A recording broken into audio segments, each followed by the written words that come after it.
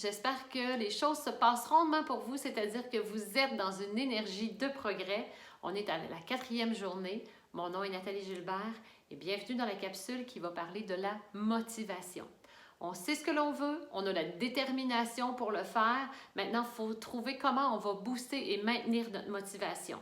Je ne sais pas si vous avez déjà remarqué, mais quand on commence un nouveau projet ou on a un nouveau défi, on est souvent très fébrile, on est comme chargé à bloc, il y a une adrénaline qui nous propulse dans l'action et là, on est comme dans une pente ascendante, c'est-à-dire on monte, on monte, on monte, on est motivé, ça va bien, puis à un moment donné, oups, on atteint un plateau et peu de temps après, on atteint le déclin, là, on trouve ça dur, c'est difficile, j'y arriverai jamais, c'est donc bien long, etc.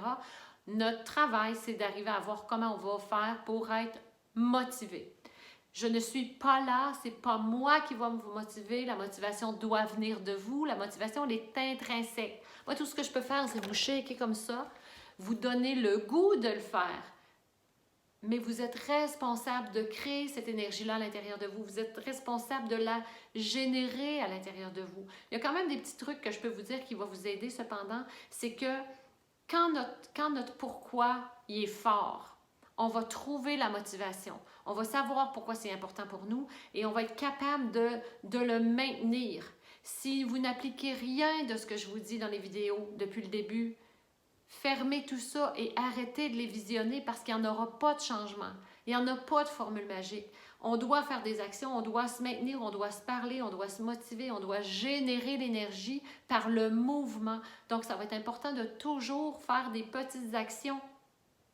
Si vous savez votre pourquoi, puis qui est fort pour vous, vous allez vous maintenir dans la motivation.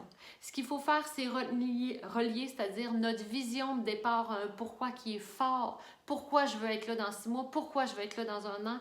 Et les réponses que vous vous donnez, c'est elles qui vont vous maintenir dans la motivation. Si votre pourquoi n'est pas assez fort, vous allez vous démotiver et vous allez arrêter de faire les efforts pour vous mener à votre résultat. Une question, une observation ou une réflexion que j'ai envie de vous faire faire, qui va être bien vous faire le 180 degrés dont vous avez besoin pour vous propulser, serait de vous poser la question suivante. Quelles seraient les pertes à ne pas passer à l'action? Quels seraient les désavantages pour vous de ne pas bouger? C'est quoi les pertes qui vont être associées à ça? Et là, il va monter des réponses. Mais ce que tu veux, toi, c'est la polarité de ces réponses-là. Alors, des fois, de savoir quelles sont les pertes, qu'est-ce que je vais... quel sera le prix à payer pour moi si je ne passe pas à l'action? Des fois, les réponses qu'on se donne vont être suffisamment puissantes pour nous donner le goût de passer à l'action. Alors voilà les amis, aujourd'hui on parlait de motivation, comment la trouver.